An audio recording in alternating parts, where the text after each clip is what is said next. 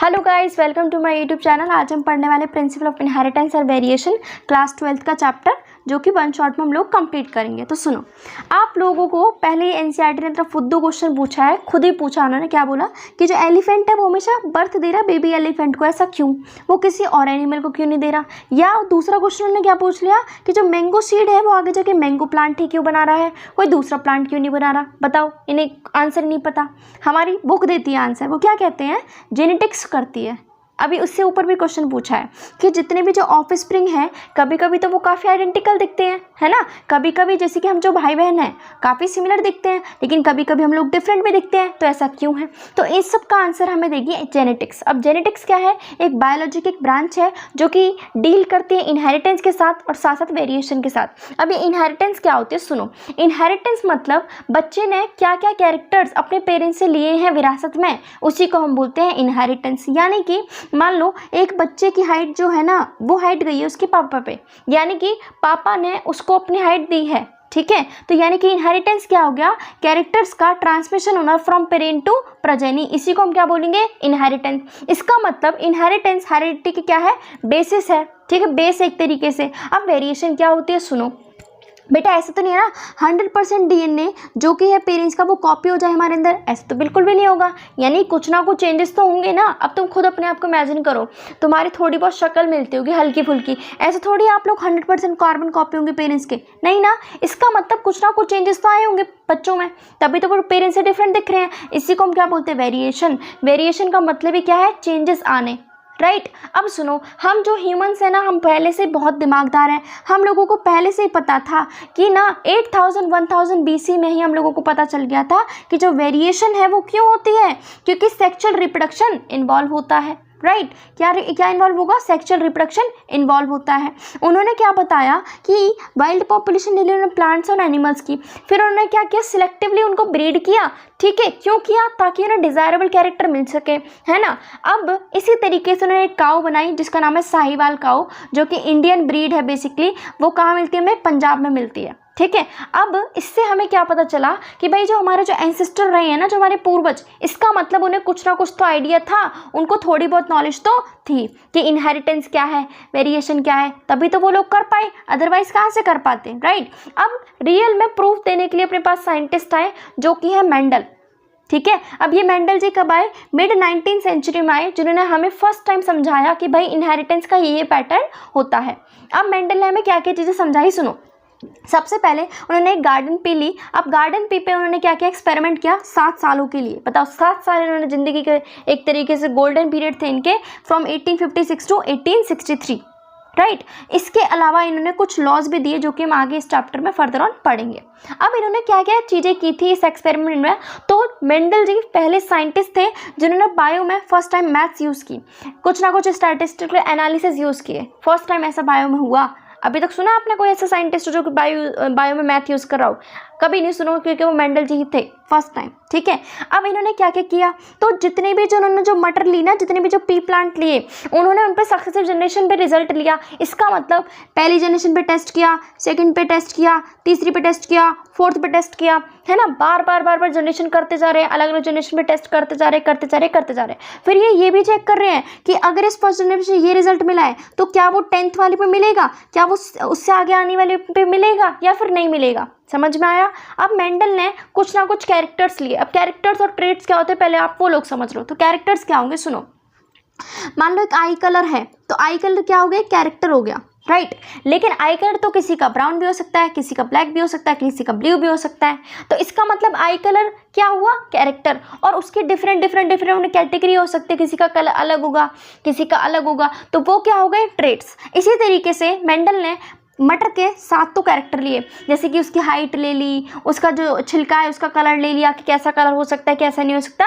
क्यों लिया, ताकि उन्हें बेसिक फ्रेमवर्क मिल सके। तो अब सुनो, अपने पास उन्होंने 7 क्या लिए character, seed shape, seed colour, flower colour, pod shape, pod colour, आगे फर्दर ऑन आएंगे। तो सुनो, अब सीड शेप राउंड भी हो सकता है, रिंकल्ड भी हो सकता है, सीड कलर येलो भी हो सकता है, ग्रीन भी हो सकता है, फ्लावर कलर वॉयलेट भी हो सकता है, वाइट भी हो सकता है, पॉड शेप फुल भी हो सकती है, कॉन्स्ट्रक्टिव भी हो सकती है, ठीक है। पॉड कलर ग्रीन भी हो सकता है, येलो भी, फ्लावर पोजिशन एक्सियल भी, टर्मिनल भी। इसके अलावा स्टेम है टॉल भी और ड्वार्फ भी। अब इन्हें समझते हैं चीज़ें आखिर है क्या। उसे समझने के पहले आप लोग डोमिनेंट और रिसेसिव समझो। अब डोमिनेंट क्या है समझो। अब आप लोग जैसे आपके मम्मी पापा हैं, है ना, अब ज़रूरत नहीं दोनों की चलती होगी घर में, बिल्कुल भी नहीं। हो सकता है किसी के पापा की चलती हो, किसी की मम्मी की चलती हो, यानी कि एक इंसान तो आपकी फैमिली में हमेशा डोमिनेंट रहा होगा ना। या फिर आप अपने भाई बहनों को मान लो, बड़े वाला डोमिनेंट होगा, क्या पता छोटे वाला डोमिनेंट हो। यानी कि अपने पास एक तो होता है डोमिनेंट, एक होता है रिसेसिव। रिसेसिव कौन? जो कि सप्रेस हो गया, जो कि अपनी बात को नहीं रख पाया, वही कौन होता है? Recessive character. एग्जाम्पल, आपके सामने एक टीचर है, अब टीचर के सामने आप थोड़ी ना कुछ बोल पाओगे, तो टीचर क्या है? डोमिनेंट है, अपनी ही चलाएगा, अपना ही हुक्म आप लोगों पे थोपेगा। लेकिन रिसेसिव कैरेक्टर कौन हो? आप हो, रिसेसिव ट्रेट आप हो, क्योंकि आप कुछ कह नहीं सकते। ठीक है, तो सुनो, अपने पास अब इनको याद करने का तरीका क्या है? सुनो, अपने पास सीड शेप या तो राउंड हो सकता है, रिंकल्ड। अब तुम खुद ही बताओ, तुम्हें एक गोलो गोलो चीज पसंद आएगी, फिर एक बुझी बुझी पिचकी सी चीज पसंद आएगी? ऑब्वियसली डोमिनेंट कैरेक्टर क्या होगा? राउंड। सीड कलर, आप लोग खुद बताओ, ब्राइट कलर को चूज करोगे या फिर थोड़े डार्क कलर को? Bright colour. तो येलो क्या है? एक सीड कलर। फ्लावर कलर, अब खुद सोचो, आपकी ज़िंदगी में आप चाहते हो कि हमेशा सफ़ेद सफ़ेद अजीब सी चीज़ें हो, या फिर तुम चाहोगे रंगीन कलरफुल वर्ल्ड हो? बिल्कुल कलरफुल चाहोगे, तो इसका मतलब वॉयलेट क्या होगा? डोमिनेंट। और वाइट क्या होगा? रिसेसिव। अब पॉट शेप, आपकी मम्मी ने चाहती है मटर ले लें, बटर अब रेडी वाला है, आप कौन सी मटर लेना चूज़ करोगे? जो फूली फूली हो या ऑलरेडी जो खराब पड़ी हो? ऑब्वियसली फुल, तो वो क्या होगा? Dominant character. पॉट का कलर, ऑब्वियसली बात है, आप लोग क्या यूज़ करोगे? ग्रीन कलर की मटरी तो लेते हो, या कोई और कलर के लिए क्या होगा? ब्राउन ग्रीन वगैरह? नहीं ना, ब्राउन येलो वगैरह। तो ग्रीन क्या है? डोमिनेंट। येलो क्या है? रिसेसिव। फ्लावर पोजीशन, अब मानो ये आपके पास एक ट्री है, प्लांट है, अब फ्लावर कलर कहाँ पे लगे? फ्लावर साइड साइड में, एक्सियल। या आप चाहोगे कि फ्लावर ऊपर ही लगा रहे बस एक ही जगह पे? बिल्कुल नहीं ना, आप क्या चाहोगे कि आपका जो फूल है वो एक इधर भी हो, एक इधर भी हो, एक इधर भी हो, एक इधर भी हो, और टर्मिनल पे क्या होगा? एंड में जाके वो रुक जाएगा। तो फ्लावर पोजीशन एक्सियल क्या होगी? डोमिनेंट। टर्मिनल क्या होगी? रिसेसिव। इसकी हाइट, अब तुम खुद बताओ, आप लोग ऊंचाइयों पे जाना चाहते हो ना अपनी जिंदगी में, तो टॉल हाइट क्या होगी? डोमिनेंट। रिसेसिव कैरेक्टर क्या होगा? ड्वार्फ। ठीक है, तो मैंने आपको यहाँ पे समझा दिया। तो मेंडल ने क्या क्या किया? सबसे पहले आर्टिफिशियल पॉलिनेशन किया, ठीक है, खुद ही तो किया उन्होंने, हाइब्रिडाइजेशन, नेचर थोड़ी ना करवा रही है। ठीक है, उन्होंने उसके अलावा क्या किया? ट्रू ब्रीडिंग पी लाइन की। अब इसका मतलब क्या होता है? मानो पहली जनरेशन में उसमें भी सेल पॉलिनेशन करवाया, सेकंड में भी सेल पॉलिनेशन, थर्ड में भी सेल पॉलिनेशन, फोर्थ में भी सेल पॉलिनेशन, यानी सो ऑन। इसका मतलब जब हम बार किसी जनरेशन में कंटिन्यू सेल पॉलिनेशन करवाते हैं, उसी को हम बोलते हैं ट्रू ब्रीडिंग लाइन। मतलब अपने पास कितने कैरेक्टर हुए? 7, और ट्रेड्स कितने हुए? 14, जो मैंने आप लोगों को अभी यहाँ पे समझा दिए। अब है इनहेरिटेंस ऑफ वन जीन। अब इनहेरिटेंस ऑफ वन जीन का मतलब क्या है? मेंडल यहाँ पे स्टडी करेगा कि किस तरीके से एक कैरेक्टर पेरेंट से बच्चों में जाता है। तो सुनो, ये मेंडल कैसे करते हैं। अपने पास ना मेंडल लेते हैं एक टॉल प्लांट, एक लेते हैं डॉर्फ प्लांट। अब सुनो, सबसे पहले ना क्या होगा अपने पास यहाँ पे?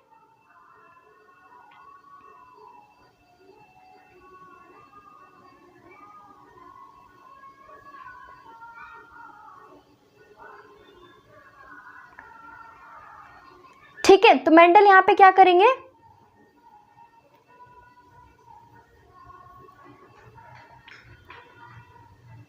तो मेंडल ने कैसे हमें बताया एक्सपेरिमेंट करके? तो सुनो, एक तो उसने पेरेंट ले लिया टॉल, एक उसने ले लिया ड्वार्फ। अब टॉल ड्वार्फ दो अलग अलग कैटेगरी के पेरेंट हो गए ना।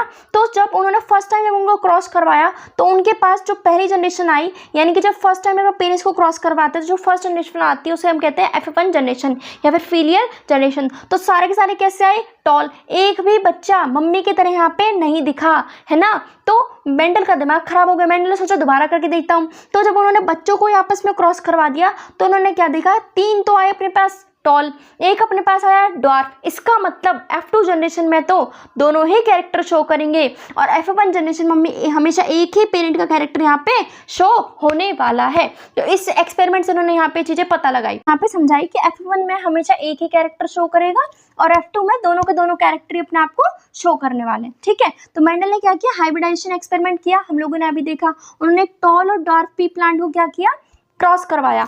इससे क्या पता लगा कि किस तरीके से एक जीन इनहेरिट होता है फ्रॉम पेरेंट टू ऑफस्प्रिंग। अब जब हम पेरेंट को फर्स्ट टाइम हम क्रॉस करवाएंगे, तो जो जनरेशन आती है उसे कहते हैं फर्स्ट हाइब्रिड जनरेशन या फिर फीलियल जनरेशन। ठीक है, अब इसमें हमने क्या देखा कि सारे के सारे क्या थे? टॉल, कोई भी ड्वार्फ यहाँ पे नहीं मिला। ठीक है, F1 में हमें पेरेंट का कैरेक्टर दिखेगा, दूसरे पेरेंट का कैरेक्टर नहीं दिखने वाला। ठीक है, फिर मेंडल ने क्या किया, सेल्फ पॉलिनेशन करवाया F1 प्लांट को, जो बच्चे आए थे अब उनको ही वो आपस में क्या करवाएगा, क्रॉस करवा के देखेगा। तो मेंडल ने क्या देखा कि इसमें वो भी कैरेक्टर शो कर गया जो कि F1 में शो नहीं किया। ठीक है, जो कैरेक्टर F1 जनरेशन में शो नहीं कर रहा था ना, अब वो यहाँ पे शो कर गया। इसका मतलब एक प्लांट तो बना पहले ड्वार्फ वाले प्लांट की तरह, और बाकी 3 कैसे बने, टॉल। इससे भी बड़ी बात क्या थी कि कोई भी कैरेक्टर आपस में ब्लेंडिंग किसी ने शो नहीं की।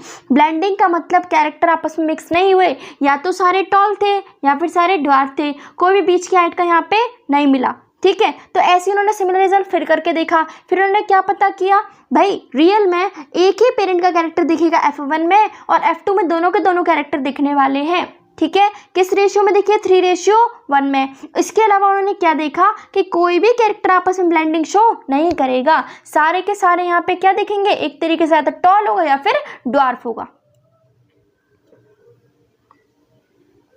ठीक है, इसका मतलब मेंडल ने क्या देखा कि भाई कुछ ना कुछ ऐसी चीजें तो हैं जो कि पास हो रही फ्रॉम पेरेंट टू ऑफस्प्रिंग बिना किसी चेंज के, जिसको हम क्या बोलते हैं आज के टाइम पे, जीन। बट उस टाइम इसे जीन नहीं कहते थे, पहले बोलते थे फैक्टर्स। ठीक है, तो जीन क्या है, एक इनहेरिटेंस की यूनिट है जो कि एक्सप्रेस करते किसी भी ट्रेट को। ठीक है, अब जीन बेसिकली क्या हो गया, मान लो तुम्हारे पास हाइट है, अब हाइट को कोई बना रहा होगा तो वो भी तो कोई ना कोई जीन होगा ना, लेकिन हाइट तो तुम्हारे पास टॉल भी बन सकती है, ड्वार्फ भी बन सकती है, तो यानी कि जीन की ही डिफरेंट फॉर्म को हम क्या बोलेंगे, अलील। ठीक है, तो जीन की ही डिफरेंट फॉर्म को हम बोलते हैं अलील्स। अब हम अल्फाबेटिकल सिंबल्स यूज करेंगे, तो कैसे करेंगे, अब मानो अगर ये टॉल प्लांट है तो इसके लिए हम यूज करेंगे कैपिटल T।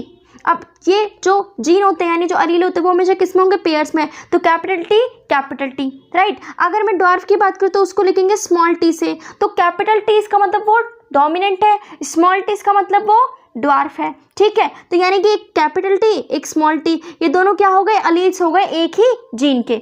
ठीक है, अब अपने पास ना एक होमोजाइगस कंडीशन होती है, एक हेट्रोजाइगस। तो होमोजाइगस का मतलब कैपिटल T, दोनों को दोनों क्या अलील है, सेम। स्मॉल t वो भी क्या है, दोनों को दोनों सेम। अगर मैं हेट्रोजाइगस की बात करूं तो एक कैपिटल T एक स्मॉल t, ये कौन सा कैरेक्टर होगा, हेट्रोजाइगस यहाँ पे शो करेगा।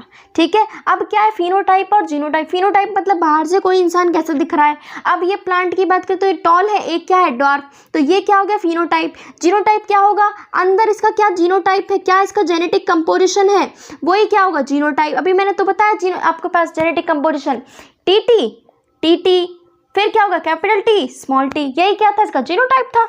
ठीक है, इससे हम पता लगा लेते हैं। तो फिनोटाइप क्या बताएगा, कौन कितना टॉल है, कौन कितना ड्वार्फ, और जीनोटाइप क्या बताता है हमें, क्या टी है, क्या स्मॉल t है, क्या टी ये वगैरह हो गया। ठीक है, इसका मतलब अपने पास डोमिनेंट कैरेक्टर क्या होगा, रिसेसिव कैरेक्टर होगा, ये आप लोग समझ लो। तो डोमिनेंट क्या होगा, जो अपने आप को हर जनरेशन में शो करेगा। ठीक है, जैसे कि मान लो अपने पास क्या हो गया, कैपिटल T, ये क्या था, डोमिनेंट। ठीक है, और रिसेसिव क्या था, स्मॉल t।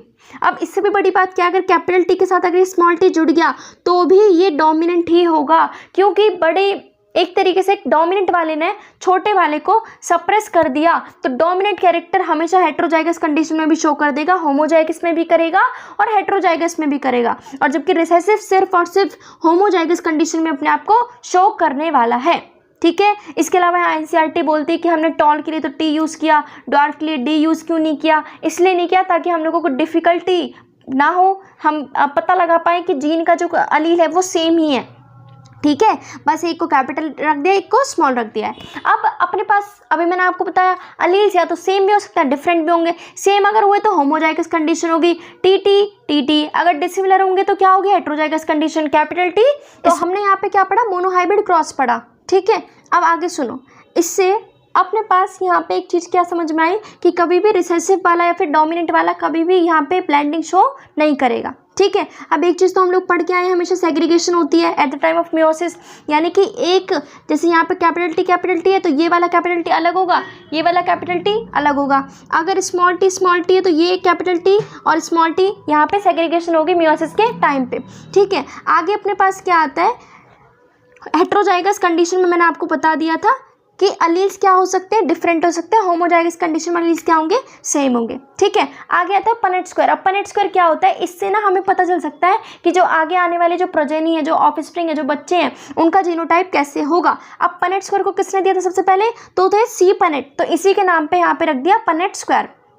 तो सुनो, ये जो कंडीशन थी अब यहाँ पे आप लोग समझोगे। तो अपने पास क्या था, एक था टॉल। अब टॉल के लिए हमने क्या यूज़ किया, genotype capital T capital T. एक था डॉर्फ, डॉर्फ के लिए क्या यूज़ किया, स्मॉल टी स्मॉल टी। अब इनके हमने क्या बनवाया, गैमेट्स, क्योंकि मियोसिस हुई यहाँ पे तो डिफरेंट हो गए, यहाँ पे एक तरीके से सेग्रीगेट हो गए, सेपरेट हो गए यहाँ पे गैमेट्स। तो एक यहाँ पे कैपिटल टी अलग हो गया, यहाँ पे दूसरा वाला अलग हो गया। ठीक है, इसी तरीके से यहाँ पे हुआ। अब हमने क्या किया, हमने बनवा दिए गैमेट्स। अब हम क्या करवा देंगे, इनका जीनोटाइप बनवा के देखेंगे। तो पहले यहाँ पे एक बॉक्स बनाओ, यहाँ पे रखो एक पेरेंट का कैपिटल टी, यहाँ पे रखो दूसरे पेरेंट का। तो यहाँ से आएगा कैपिटल टी, यहाँ से आएगा स्मॉल टी, यहाँ से कैपिटल टी, यहाँ से स्मॉल टी, यहाँ से कैपिटल टी, यहाँ से स्मॉल टी, यहाँ से कैपिटल टी, यहाँ से स्मॉल टी। यानी कि सारे के सारे अपने पास कैसे आए, कंडीशन हेटेरोजाइगस, लेकिन सारे क्या थे, टॉल, वही जो मोनोहाइब्रिड क्रॉस था। ठीक है, अब फिर मेंडल क्या करते हैं, इसी F1 जनरेशन को आपस में क्रॉस करवा के देखते हैं। तो अपने पास 3 तो आते हैं लंबे, है ना, ये भी टॉल, ये भी टॉल, ये भी टॉल, ये भी टॉल, और एक कैसा आता है, शॉर्ट। तो 3:1 तो क्या है, फिनोटिपिक रेशियो, कि बाहर से में कोई चीज़ कैसी दिख रही है। एक आता है जीनोटिपिक रेशियो। अब जीनोटिपिक रेशियो क्या होगा, ये जो कैपिटल टी है, ये अपने पास एक अलग जीनोटाइप है होमोजाइगस वाला, ये दोनों क्या है, हेटेरोजाइगस। तो ये 1:2 और एक ये क्या हो गया, रिसेसिव कैरेक्टर 1। तो अपने पास ये मोनोहाइब्रिड क्रॉस यहाँ पे होता है। इसका मतलब अब देखो, ये जो गैमेट थे टी स्मॉल टी, अब इसके पास 50% चांस थे आगे जाने के, इस पे 50% चांस थे, सेम इस पे 50% चांस थे, सेम इस पे 50% चांस थे आगे जाने के। तो यहाँ पे इंडिपेंडेंटली ये लोग आगे गैमेट का ट्रांसफर करते हैं।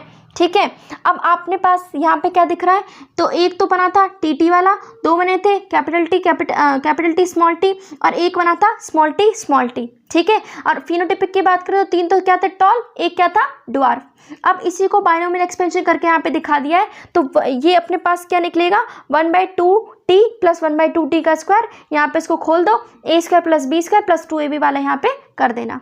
ठीक है, अब सुनो, अब आपने किसी भी चीज़ को बाहर से देख के तो बता दे कि भाई वो टॉल है या फिर ड्वार्फ है। अगर मैं बोलूँ कि जेनेटिक कंपोजिशन बताओ, तो वो आप लोग कैसे बताओगे, तो ये हमें बताते हैं टेस्ट क्रॉस के थ्रू। हम यहाँ पे क्या करते हैं ना, जैसे कि आपके पास क्या हो गया, एक रिसेसिव, मान लो रिसेसिव पेरेंट है। अब रिसेसिव पेरेंट से क्रॉस करवा दो उसको जो कि डोमिनेंट बच्चा बन के आया है। तो हम यहाँ पे क्या करेंगे, रिसेसिव पेरेंट का क्रॉस करवा देंगे डोमिनेंट पेरेंट के साथ में। ठीक है, इससे हमें पता चल जाएगा कि कौन सा उसका जीनोटाइप क्या रहा है, कैपिटल टी है, किस तरीके का डोमिनेंट उसका रहा है। तो सुनो, अपने पास ना यहाँ पे होता है, देखो, अब फिनोटाइप जो आया है, हो सकता है वो होमोजाइगस हो सकता है वो हेटेरोजाइगस हो। तो मैं क्या करूँगी, रिसेसिव पेरेंट उठाया दोनों केस में। अब पहले यहाँ पे बात कर लेते हैं, होमोजाइगस रिसेसिव पेरेंट ले लिया, ये यहाँ पे होमोजाइगस ही डोमिनेंट ले लिया। तो अगर बेटा मेरे पास सारे के सारे 100% एक तरीके से डोमिनेंट, इसका मतलब जो बच्चे का जो जीनोटाइप है वो क्या है, होमोजाइगस। अगर बेटा आधे तो आए, 50% आए टॉल, मेरा मतलब 50% आए डोमिनेंट, 50% आए रिसेसिव, तो वो कौन सी कंडीशन होगी, हेटेरोजाइगस। तो इसके थ्रू हम पता लगा लेते हैं कि कौन सा डोमिनेंट है, कौन सा रिसेसिव है, यानी कौन सा मतलब जीनोटाइप उसके पास, बच्चे के पास है, कौन सा डोमिनेंस। अब इसमें क्या होता है ना, देखो नाम से समझ में आ रहा है, कंप्लीट होने की कोशिश की बट डोमिनेंट यहाँ पे नहीं हुआ है। तो क्या हुआ, अपने पास इन्होंने एक स्नैपड्रैगन का यहाँ पे ले लिया इन्होंने फ्लावर। ठीक है, अब इन्होंने क्या किया, एक तो रेड कलर का एक फूल था, एक तो व्हाइट कलर का। अब तुम्हें खुद पता है रेड और व्हाइट को जब मिक्स करते कौन सा कलर बन के आता है, पिंक। तो जब हमने इनको क्रॉस करवाया पेरेंट को, तो जो F1 जनरेशन है वो सारे के सारे कैसा है, पिंक। फिर उन्होंने क्या कहा, F2 में अब इन बच्चों को आपस में क्रॉस करवा के देखा RR को, तो देखो क्या दिखा इन्हें कि एक तो बना रेड, 2 बने पिंक, और एक क्या बना, वाइट। इसका मतलब अपने पास F2 जनरेशन में जो मम्मी का जो कैरेक्टर था, जो वाइट वाला जो फ्लावर था, उसका कैरेक्टर यहाँ पे शो कर गया। तो ये एक तरीके से क्या, इनकम्प्लीट डोमिनेंस। देखो 1:2:1, यानी कि फिनोटिपिक रेशियो भी सेम वही है, क्योंकि एक तो रेड है, 2 क्या है पिंक, एक क्या है वाइट, और जीनोटिपिक रेशियो भी सेम है 1:2:1। तो देखो अगर हम जीनोटाइप की बात करें, रेड के लिए क्या यूज करेंगे, कैपिटल R, वाइट के लिए स्मॉल r। गैमेट बनवा दो, इसमें से ये उठ के आएगा, इसमें से ये उठ के आएगा। अब इससे क्या बनेंगे, सारे के सारे पिंक बनेंगे, यानी हेटेरोजाइगस कंडीशन यहाँ पे आ गई। ठीक है, अब यहाँ पे जब इनको आपस में क्रॉस करवा के देखा, तो हमने क्या देखा कि यहाँ पे एक तो बना रेड, 2 बने पिंक, एक बना वाइट। तो ये होता है इनकम्प्लीट डोमिनेंस। ठीक है। इसके बाद कॉन्सेप्ट आता है कि डोमिनेंस का मतलब है क्या, क्यों कुछ जीन डोमिनेंट है, कुछ रिसेसिव है, ऐसा क्यों है। तो सुनो, जितने भी हमारे पास जीन है ना, वो जीन क्या करते हैं, कुछ ना कुछ एक्सप्रेस करते हैं किसी ना किसी ट्रेट को, ठीक है। अब हमारे पास क्या होता है, 2 एलील हैं, वो जरूरी नहीं कि हमेशा आइडेंटिकल हो, जैसे कि हेटेरोजाइगस कंडीशन में है। होमोजाइगस में तो हमेशा सेम होगा, बट हेटेरोजाइगस में डिफरेंट हो सकते हैं। तो कभी कभी अपने पास क्या होता है ना, कुछ एलील्स में कुछ ना कुछ चेंजेस आ जाते हैं, ठीक है, जिसकी वजह से इंफॉर्मेशन जो आगे आने वाली वो भी क्या हो जाएगी, मॉडिफाई हो जाएगी। तो सुनो, अपने पास ना 3 कंडीशन हो सकती है। अगर कोई जीन किसी के अंदर जाकर चेंजेस आए हैं, हो सकता है उसके पास नॉर्मल एंजाइम हो। देखो, मानो ये जीन है, इसको बनाना है आई कलर, ठीक है। अब इसको एक एंजाइम की ज़रूरत पड़ेगी जो कि आई कलर बनाएगा, ठीक है। अब सुनो, हो सकता है उसके पास नॉर्मल एंजाइम हो सकता है उसके पास एंजाइम तो है लेकिन कोई काम नहीं करता, और हो सकता है कोई काम ही नहीं करता। अगर मेरे पास नॉर्मल एंजाइम हुआ, इसका मतलब वो क्या करेगा, सेम वही काम करेगा, भले ही वो मॉडिफाई हो गया एलील, लेकिन अगर वो नॉर्मल एंजाइम है उसके पास तो वो वही नाक की शेप देगा ना जैसा हम चाहते हैं। बट अगर वो नॉन फंक्शन एंजाइम, इसका मतलब काम तो नहीं करेगा, इसका मतलब जो मैं फिनोटाइप चाह रही थी ना कि ऐसी नाक बने, अब तो वो बिल्कुल नहीं बनने वाली। यानी कि अपने पास यहाँ पे क्या होगा, जीनोटाइप साथ फिनोटाइप दोनों क्या होंगे, अफेक्टेड होंगे। अगर कोई एंजाइम बना ही नहीं तो नॉर्मल सी बात है, जब एंजाइम ही नहीं है तो काम कहाँ से होगा। तो ये अपने पास यहाँ पे कंडीशन होती है, ठीक है। अगर मॉडिफाइड एलील अनमॉडिफाइड एलील की तरह ही यहाँ पे इक्विवेलेंट है, क्योंकि वो अपने पास कोई चेंज दिखाएगा ही नहीं, वो सेम का सेम फिनोटाइप देगा अगर वो जैसे वो अनमॉडिफाइड एलील था। दूसरा केस क्या है, अगर नॉन फंक्शन एंजाइम होता है तो फिनोटाइप काफ़ी अफेक्ट होगा, ठीक है। तो इस तरीके से यहाँ पे हम देखेंगे। और अगर कोई एंजाइम ही नहीं बना तो भी हमारे पास जीनोटाइप हो या फिनोटाइप, दोनों क्या होंगे, अफेक्ट होंगे। अब आता है कोडोमिनेंस। कोडोमिनेंस का मतलब क्या है, सबका साथ सबका विकास। यानी कि अपने पास यहाँ पे पेरेंट के कैरेक्टर दोनों कैरेक्टर यहाँ पे शो करेंगे, किसी को पीछे नहीं छोड़ने वाले। जैसे कि हमारे पास ब्लड ग्रुप का सिस्टम होता है हमारे अंदर, ABO ब्लड ग्रुप सिस्टम। अब ABO ब्लड ग्रुप जो सिस्टम है उसको कंट्रोल करता है जीन आई, ठीक है। अब अपने पास ना अलग अलग तरीके की शुगर्स बनती है हमारे पास जीन पे। तो जीन आई के पास 3 एलील्स होते हैं, IA, IB और स्मॉल आई। अब जो IA और IB हैं, अब मानो तुम्हारे पास ना एक तुम्हारे पास RBC, अगर RBC के ऊपर A प्रेजेंट है तो बोलोगे A ब्लड ग्रुप, अगर RBC के ऊपर B प्रेजेंट तो बोलोगे B, और अगर दोनों प्रेजेंट तो बोलोगे AB, और अगर कुछ भी प्रेजेंट तो बोलोगे O। यानी कि अपने पास कुछ ना कुछ शुगर प्रेजेंट होती है। अगर IA है तो बोलोगे A, B है तो बोलोगे B, और अगर कुछ भी नहीं तो क्या बोलोगे O। तो IA और IB क्या होते हैं, डोमिनेंट होते हैं, और दोनों साथ में अपने आप को कोडोमिनेंट अपने आप को दिखाते हैं और आराम से शो करते हैं, ठीक है ना। और हमारे पास O वाला क्या होता है, यूनिवर्सल डोनर, और AB क्या होता है, यूनिवर्सल एक्सेप्टर। तो जब हमारे पास IA और IB दोनों साथ में मिलके अपने आप को शो कर रहे हैं अपने दोनों इफेक्ट को, उसको बोलते हैं कोडोमिनेंस। तो यहाँ पे देखो अलील, यहाँ पे एक पेरेंट 1 का, यहाँ पे पेरेंट 2 का। तो अगर पेरेंट 1 से IA आया, यहाँ से पेरेंट इससे क्या है IA, तो ब्लड ग्रुप क्या बनेगा A। अगर यहाँ से A आया, यहाँ से AB आया तो क्या बनेगा AB। यहाँ से A आया, यहाँ से कुछ भी नहीं आया, I मतलब 0, तो भी क्या बनेगा A, क्योंकि I वाला क्या है, एक तरीके से रिसेसिव कैरेक्टर। स्मॉल आई क्या है, रिसेसिव। अगर आई भी यहाँ से A यहाँ से है तो भी क्या बनेगा, AB ब्लड ग्रुप बनेगा। यहाँ से भी क्या बनेगा, B ब्लड ग्रुप। यहाँ से कुछ नहीं आया यानी 0 तो क्या बनेगा B, या अगर यहाँ से भी कुछ नहीं आया, यहाँ से भी कुछ नहीं आया तो क्या बनेगा O ब्लड ग्रुप बनेगा। अब मल्टीपल अलील का भी एग्जांपल क्या है, AB ब्लड ग्रुप सिस्टम, क्योंकि यहाँ पे एक ही कैरेक्टर को काफ़ी सारे अलील्स यहाँ पे शो कर रहे हैं, तो वो भी एग्जांपल किसका हो गया, मल्टीपल अलील का। वैसे हम लोग क्या जानते हैं कि भाई मान लो कोई भी इंसान है, उसके अंदर 1-2 ही अलील होंगे ना, IA हो सकता है, दूसरा IA हो सकता है, 2 अलील होंगे। अगर हम पूरी पॉपुलेशन की बात करें तो वहाँ पे मल्टीपल अलील्स शो कर सकते हैं, ठीक है। अब दूसरा इसका एग्जाम्पल आता है अपने पास इस स्टार सिंथेसिस का। अब सुनो, यहाँ पे एक ही जीन काफ़ी सारे इफेक्ट शो करेगा।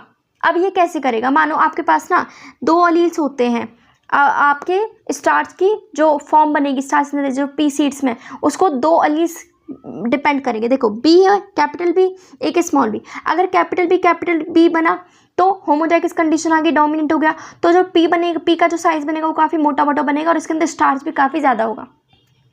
अगर रिसेसिव कंडीशन है तो क्या होगा, अपने पास P का साइज जो बनेगा ना वो काफ़ी कम बनेगा और उसके अंदर स्टार्स भी काफ़ी कम होगा। और अगर कैपिटल B स्मॉल b अगर हेटेरोजाइगस कंडीशन आई तो इंटरमीडिएट साइज का अपने पास यहाँ पे अलील P का साइज बनेगा। तो यहाँ पे ये चीज़ यहाँ पे शो कर रखी है। तो देखो, अगर अपने पास BB बना तो लार्ज स्टार्च ग्रेन बनेंगे, ठीक है। और अगर स्मॉल b बना तो कम एफिशिएंसी होगी, है ना, कम ही तुम्हारे पास क्या निकलेगा, स्टार्च ग्रेन निकलेगा। ठीक है, अगर अपने पास क्या बने, कैपिटल बी स्मॉल बी बना, तो यहाँ पे क्या होगा, इंटरमीडिएट साइज बन के आएगा। तो यहाँ पे एक तरीके से क्या हो रहा है, अलील्स इनकम्प्लीट डोमिनेंस भी शो कर रहे हैं। कोशिश तो की बट रियल में डोमिनेट नहीं कर पाए। तो नीचे एनसीईआरटी लाइन दी थी कि जो डोमिनेंस है वो कोई ऑटोनॉमिक फीचर नहीं है। यहाँ पे जीन या जीन का जो प्रोडक्ट है वो डिपेंड करेगा। अगर जीन प्रोडक्ट ज़्यादा अच्छा बना तो फिनोटाइप उसके अकॉर्डिंग होगा, अगर जीन प्रोडक्ट कम बना तो उसके अकॉर्डिंग उसका फिनोटाइप होगा। नेक्स्ट आता है इनहेरिटेंस ऑफ टू जीन। अभी हमने देखा मोनोहाइब्रिड क्रॉस, अब यहाँ पे देखते हैं इनहेरिटेंस ऑफ टू जीन, यानी कि मेंडल यहाँ पे दो कैरेक्टर को साथ में लेके स्टडी करेगा कि जो दो कैरेक्टर हैं वो पेरेंट्स से बच्चों के अंदर कैसे जाएंगे। तो यहाँ पे सबसे पहले क्या लेगा, पॉड का कलर लेता है। अब कलर क्या था, येलो वाला डोमिनेंट था, ग्रीन कलर क्या था, रिसेसिव। दूसरा क्या लेगा, शेप। अब राउंड शेप क्या थी, डोमिनेंट, और डिंगल शेप क्या थी, रिसेसिव थी। तो यहाँ पे इसने कितने कैरेक्टर लिए, pod colour plus pod shape. ठीक है, तो येलो कलर डोमिनेट कर रहा था ग्रीन कलर पे, राउंड शेप डोमिनेट कर रही थी रिंकल पे। ठीक है, तो यहाँ पे भी सेम रिजल्ट मिलेंगे जैसे कि मोनोहाइब्रिड क्रॉस के अंदर मिले थे। तो सुनो, अब यहाँ पे हम क्या करेंगे, अपने पास यहाँ पे हम क्या बनवाएंगे, जीनोटाइप बनवाएंगे, गैमेट्स बनवाएंगे। तो वाई हम यूज़ करेंगे येलो कलर के लिए और स्मॉल वाई यूज़ करेंगे रिसेसिव ग्रीन कलर के लिए। कैपिटल आर होगा राउंड शेप ग्रीन कलर के लिए, स्मॉल आर होगा रिंकल्ड शीट शेप के लिए। ठीक है, तो जो जीनोटाइप बनेगा ना बच्चों का, वो देखना आप कैसे बनेगा। देखो यहाँ पे राउंड येलो एक पेरेंट हो गया, रिंकल्ड ग्रीन एक पेरेंट हो गया। अब इसके यहाँ से एक उठ के आ गया आर, यहाँ से एक उठ के आ गया वाई, आर वाई। ठीक है, गैमेट्स बन गए। अब यहाँ पे क्या हो गया, यहाँ से एक स्मॉल आर आ गया, यहाँ से एक स्मॉल वाई आ गया, क्या गैमेट्स बन गए। अब इनके बीच में क्या करवा दी, क्रॉसिंग, यहाँ से आर, यहाँ से small R, capital R small R, यहाँ से वाई, यहाँ से स्मॉल वाई, ये बन गया यहाँ पे F1 जनरेशन। अब हमने देखा सारे के सारे जो F1 जनरेशन आई वो सारी की सारी कैसे आई, राउंड येलो। मैंने क्या कहा था, हमेशा F1 जनरेशन में एक ही पेरेंट का कैरेक्टर यहाँ पे शो करेगा। तो देखो एक ही पेरेंट में सारे के सारे बच्चे गए। अब हम क्या करवाएंगे, हम बनवाएंगे कि गैमेट। तो सुनो, F2 जनरेशन करवाने के लिए हमें पहले गैमेट्स बनवाने पड़ेंगे। तो कैसे करेंगे, यहाँ पे वाई वाई रखना, यहाँ पे आर रखना, ये वाला वाई यहाँ पे, ये वाला आर यहाँ पे। तो ये जो बनेंगे गैमेट, देखो यहाँ से आर, यहाँ से वाई, यहाँ से आर, यहाँ से वाई, यहाँ से आर, यहाँ से वाई, यहाँ से आर, यहाँ से वाई। तो ये चार तरह के गैमेट्स बनेंगे, इनको चारों को यहाँ रखोगे। ठीक है, फिर यहाँ से एक बार ये आर, यहाँ से एक बार ये आर, फिर यहाँ से वाई, फिर यहाँ से वाई, फिर यहाँ से वाई, फिर यहाँ से वाई। तो इस तरीके से अपने पास क्या बने, 9 तो बनेंगे अपने पास। देखो 1 2 3 4 ये बने तुम्हारे पास 9, तो 9 तो बनेंगे आपके पास राउंड येलो। ठीक है, और तुम्हारे पास ये 1 2 3, तो ये कितने बनेंगे, 3 तो बनेंगे आपके पास रिंकल्ड येलो। 3 क्या है आपके पास, राउंड ग्रीन। ठीक है, एक क्या है आपके पास, रिसेसिव ग्रीन। एक तरीके से तो राउंड येलो कितने हुए, 9, राउंड ग्रीन कितने हुए, 3, रिंकल्ड येलो कितने हुए, 3, रिंकल्ड ग्रीन कितने हुए, 3। एग्जैक्ट ये मोनोहाइब्रिड क्रॉस का ही डबल है। देखो मोनोहाइब्रिड क्रॉस किया था ना 3:1, तो देखो 3 3 जा 9, 3 1 जा 3, 3 1 जा 3, 1 1 जा 1। मोनोहाइब्रिड क्रॉस का जस्ट डबल होता है डाईहाइब्रिड क्रॉस। तो यहाँ पे हमने ये चीज़ यहाँ पे देखी, तो ये होता है अपने पास डाईहाइब्रिड क्रॉस। अब इसी पे डिपेंड करके अपने पास एक लॉ आता है जिसे हम कहते हैं लॉ ऑफ इंडिपेंडेंट असॉर्टमेंट। इसमें अपने पास क्या रेशियो निकल गया है, 9:3:3:1। तो डाईहाइब्रिड क्रॉस के उस पर बेस करके अपने पास एक लॉ बना, लॉ ऑफ इंडिपेंडेंट असॉर्टमेंट। मतलब कि जब भी अपने पास ट्रेड्स के 2 पेयर होंगे ना, तो उनमें से कोई भी किसी के साथ आगे जाके पेयर बना सकता है, किसी को भी रोका नहीं जाएगा।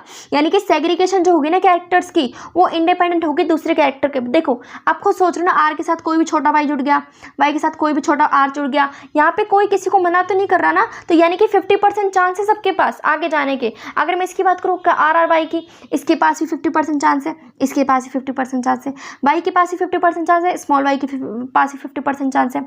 इसी तरीके जो गैमेट बने, इसके पास भी 25% चांस है, इसके पास भी 25, इसके पास भी 25, इसके पास भी 25% ही चांस है। तो ये अपने पास होता है law of independent assortment. Chromosomal theory of inheritance. अब ये क्रोमोसोमल थ्योरी ऑफ इनहेरिटेंस क्या है, बेसिकली यहाँ पे हमने इनहेरिटेंस मेंडल का वर्क जोड़ा है और क्रोमोसोम पे जो वर्क हुआ उसकी थ्योरी को आपस में लिंक किया है। तो सुनो, मेंडल ने जब अपना काम डाला था ना, पब्लिश किया था, तो उसकी काम को किसी ने भी रिस्पेक्ट नहीं दी थी। क्यों? क्योंकि उस टाइम पे कम्युनिकेशन ईजी नहीं था। दूसरा, जो उसने जो जीन का कॉन्सेप्ट दिया था वो लोगों को क्लियर नहीं था। ठीक है, मेंडल ने तीसरा क्या किया था, मैथ्स यूज़ कर ली थी, जो कि पॉसिबल नहीं। बायो वालों को दुख हो गया कि भाई मैथ्स कैसे यूज़ कर ली बायो में। तो यहाँ पे एक तरीके से वो प्रूफ नहीं दे पाए कि किस किस तरीके से जो कैरेक्टर है या फिर जो जीन है, जीन के थ्रू वो चीज़ें आगे पास आउट हो रही है। तो अपने पास क्या हुआ, मेंडल का जो काम था 1865 तक उसको किसी ने भी उसने पब्लिश तो कर दिया, लेकिन 1900 तक अनरिकग्नाइज रहा, किसी ने भी उसके काम को तवज्जो नहीं दी। फिर उसके बाद 1900 में 3 साइंटिस्ट आए, डिवरी, स्कोरन, टशनमार्क, 3 साइंटिस्ट आए। ठीक है, इन्होंने मेंडल के वर्क को दोबारा से रीडिस्कवर किया। कैसे किया, सुनो। उस टाइम पे माइक्रोस्कोप की डेवलपमेंट हो चुकी थी, एडवांसमेंट काफ़ी हो चुकी थी। तो उस टाइम पे काम चला था, साइंटिस्ट काम कर रहे थे सेल डिवीज़न की, सेल कैसे कैसे डिवाइड करती है। तो उन्होंने क्या देखा, न्यूक्लियस है, अब न्यूक्लियस के अंदर न्यूक्लियस क्या करता है, डिवाइड करता है सेल डिवीज़न के टाइम पे, ठीक है। तो न्यूक्लियस, अब डीएनए है तुम्हारे पास, न्यूक्लियस के अंदर क्या होगा, डीएनए, डीएनए पे क्या होगा, क्रोमोसोम, क्रोमोसोम पे क्या बैठा था, जीन। तो देखो अब अपने पास न्यूक्लियस डिवाइड करेगा, क्रोमोसोम भी डिवाइड करेंगे। तो उन्होंने क्या देखा, जिस तरीके से क्रोमोसोम मूवमेंट कर रहा है ना मियोसिस के टाइम पे, उसी तरीके से अपने पास जीन भी करते हैं। सेम नॉर्मल सी बात, देखो क्रोमोसोम ये है, इसी के ऊपर बैठा जीन, अगर क्रोमोसोम मूव करेगा तो जीन भी तो मूव करेगा। तो एक तरीके से यहाँ पे मूवमेंट दोनों के क्या दिखी, सिमिलर दिखी। तो इसी तरीके से यहाँ पे इन्होंने क्या बोला कि भाई क्यों ना हम दोनों के काम को जोड़ दें। तो अपने पास क्या हुआ ना, देखो यहाँ पे देखो ये और ऑरेंज ऑरेंज देखो क्या हो गए, डिफरेंट हो गए, है ना, अलग अलग हो गए। यहाँ पे येलो ये क्या हो गए, सेग्रीगेट हो गए। अब ये देखो यहाँ पे सारे के सारे क्या हो गए, सेग्रीगेट हो गए। तो ये एक तरीके से क्या दिखा, यहाँ पे इंडिपेंडेंट असॉर्टमेंट दिखा है क्रोमोसोम का, ठीक है। तो यहाँ पे अब क्या होगा, अपने पास ना साइंटिस्ट बोलते हैं भाई मेंडल भी तो यही चीज़ कह रहा था कि जीन क्या करेंगे, सेपरेट करेंगे, और क्रोमोसोम भी क्या कर गए, सेपरेट कर गए, यानी कि दोनों की मूवमेंट क्या है, सिमिलर है। तो उन्होंने क्या किया, क्यों ना हम दोनों की चीज़ों को लिंक करके एक थ्योरी देते जिसको नाम दिया क्रोमोसोमल थ्योरी ऑफ इनहेरिटेंस। तो याद रखोगे, सटन और बोवरी ने ही आपस में क्या किया था, आर्ग्यू किया था कि जो पेयरिंग है या फिर जो सेपरेशन हो रहा है ना, वो सेम ऐसे ही हो रहा है क्रोमोसोम के अंदर, और सेम जीन के अंदर भी सेम ही हो रहा है। तो क्रोमोसोमल थ्योरी ऑफ इनहेरिटेंस इसको नाम दिया। इसके बाद अपने पास एक साइंटिस्ट आते हैं थॉमस हंट मॉर्गन, जो कि रियल में प्रूफ करके देते हैं, क्योंकि हम लोग बिना प्रूफ के कोई चीज़ तो मानेंगे नहीं। थॉमस हंट मॉर्गन हमें प्रूफ करके देंगे कि रियल में ऐसे ही अपने पास वेरिएशन एक तरीके से जो क्रोमोसोम थ्योरी बोली थी इसी तरीके से आगे वर्क करती है। तो उन्होंने सबसे पहले क्या लिया, फ्रूट फ्लाई ली, ड्रैगन फ्रूट फ्लाई, जो कि जिसका नाम है साइंटिफिक नेम है ड्रोसोफिला मेलेनोगैस्टर। उसको उन्होंने मीडियम में ग्रो किया, लेबोरेटरी में आराम से ग्रो कर सकते हैं। क्यों लिया, इसके फीचर्स याद रखना। पहली बात तो ये बहुत जल्दी अपनी लाइफ साइकिल कंप्लीट कर लेते 2 हफ्तों में। अगर हम किसी इंसान को लेंगे तो वो 60-70 सालों में जाके मरेगा, तो हम कहाँ से रिजल्ट देख पाएंगे। तो इसलिए इन्होंने क्या चूज़ की, मक्खी चूज़ की। दूसरा, अगर एक बार ही इनके बीच में मेटिंग करवाई जाए तो ये काफ़ी ज़्यादा प्रोजेनी देंगे, काफ़ी ज़्यादा बच्चे देंगे। तीसरा, आराम से दिख सकता है कौन मेल है कौन फीमेल है। फीमेल का साइज क्या होगा, काफ़ी बड़ा होगा, और जो मेल होगा वो काफ़ी स्मॉल होगा। तो ये रीज़न थे अपने पास। इसके बाद आता है लिंकेज एंड रिकॉम्बिनेशन। तो सुनो, लिंकेज और रिकॉम्बिनेशन बेसिकली क्या है। अब ना अपने पास मॉर्गन एक्सपेरिमेंट कर रहे थे अपने पास मक्खियों पे। तो उन्होंने क्या देखा कि जो ड्रोसोफिला के जो जीन्स हैं उनके बारे में उन्होंने स्टडी की, जो कि थे सेक्स लिंक, ठीक है। अब इन्होंने क्या देखा, F1 जनरेशन में जैसा कैरेक्टर वहाँ पे डायहाइब्रिड में दिखा था, सेम का सेम वही रिजल्ट आया। लेकिन F2 रेशियो जो आई ना, वो 9:3:3:1 करके नहीं आई, जबकि आनी चाहिए थी सेम, बट यहाँ पे सेम नहीं आई। तो उन्होंने क्या लिया, मॉर्गन ने एक येलो बॉडी और वाइट आई वाली फीमेल ली। अब नॉर्मल सी बात है, लड़कियाँ कैसी होंगी, वाइट वाइट होती हैं, तो याद रखो कि येलो बॉडी वाइट आई फीमेल, ठीक है। अब लड़कों का यानी मेल वाला कौन सा लिया, ब्राउन बॉडी काले काले, ठीक है, और रेड आई मेल, बिल्कुल गुस्से वाली आंखें ली, ठीक है। अब दो मॉर्गन अपने पास स्टडी करेगा, जो क्योंकि हम सब जानते हैं जो जीन्स है वो कहाँ प्रेजेंट होते हैं, एक्स क्रोमोसोम पे प्रेजेंट होते हैं। तो अपने पास एक होता है पेरेंटल जीन कॉम्बिनेशन, एक होता है नॉन पेरेंटल। देखो मानो ये आपके पास जीन है, आप 2 दोस्तों को इमेजिन करो, 2 दोस्त ना काफ़ी पास में रहते हैं, ठीक है। अब क्या इनके बीच में कोई तीसरे की गुंजाइश है, बिल्कुल नहीं। तो ये एक तरीके से क्या हो गए, पेरेंटल, यानी कि पेरेंट के जीन आपस में ही एक दूसरे के साथ बैठे हैं, वो किसी और को स्पेस ही नहीं देंगे, है ना। तो ये जब साथ ही बैठे तो ये सेम का सेम बच्चे में उतर के आ जाएंगे, क्लियर। दूसरा, अब अगर मैं बोलूं तुम्हारे पास एक ये दूर बैठा है, एक ये दूर बैठा है, आराम से कोई भी तीसरा एडजस्ट हो सकता है ना। तो ये कौन सी कंडीशन होगी, रिकॉम्बिनेशन की कंडीशन होगी।